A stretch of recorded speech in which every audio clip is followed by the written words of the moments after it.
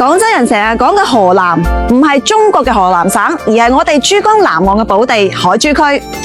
海珠區西起鴉髻沙，東至觀洲島，成個河南島大過澳門成2倍幾。但係當年呢一片花香茶海之地，竟然引發一場震動嶺南嘅城鄉大戰。今日我就帶大家返到上世紀嘅30年代嘅河南，體驗一場世紀之爭。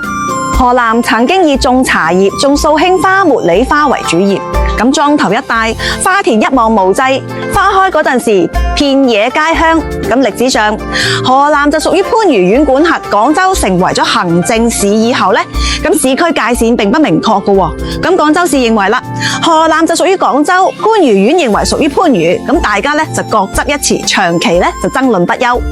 咁結果呢，到咗1928年至1930年，政府陸續制定咗規劃河南市區外路線同埋開拓河南市區計劃等建設方案，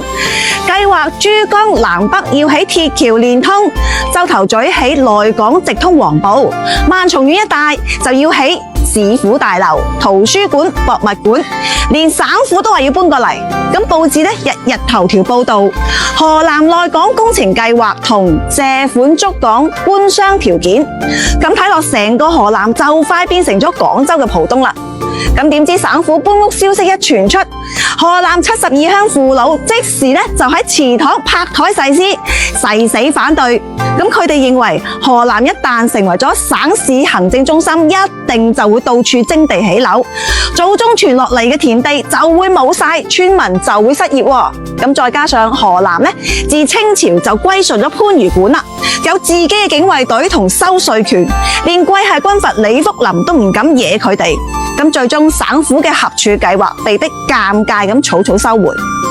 咁跟住市政府趁住1930年嘅勘界條例出台，連夜豎起46塊嘅地界石，想吞併南海縣同埋番禺縣共57條村，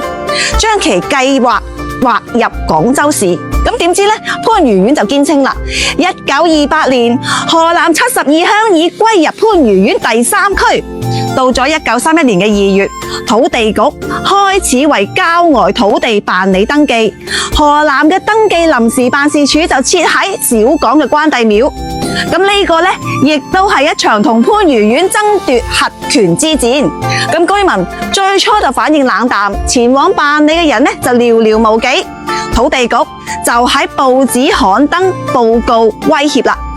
強迫登記嘅期限為30日。經過反覆宣傳同埋催促，登記嘅居民逐漸踴躍起身啦。咁其實當時唔少人都係樂意歸入市區嘅，只不過喺鄉村嘅無形壓力下就冇人夠膽出頭。咁住喺離市區越近嘅人，生活上對城市依賴就越大，對城市嘅認同感亦都越強啦。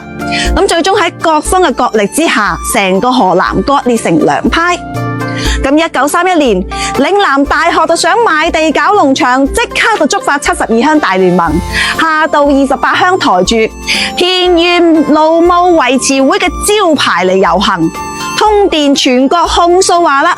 徵地等於斷我哋米路。1932年6月，市府批准嘅蘭州自治區喺搖頭開會選委員，番禺縣長竟然派兵衝入雙州書院拉人繳械，連當初規劃河南嘅省主席林雲蓋都頂唔住壓力，裁決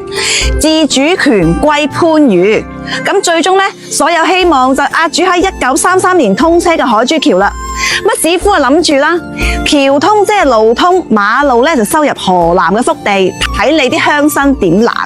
咁可惜佢哋低估咗傳統嘅力量啦。咁直到抗戰爆發，河南90%地方仲喺天后廟管治範圍啊。當年吹到天花亂墜嘅8大公園，得海棠公園靠住現成嘅佛寺起得成嘅啫。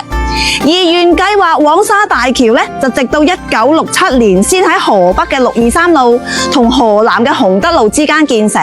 起名人民橋，比當初嘅計劃足足就遲咗35年。咁呢場持續咗10年嘅拉鋸戰，表面就係廣州同番禺爭地盤，實質就係農業文明對工業文明嘅悲壯抵抗。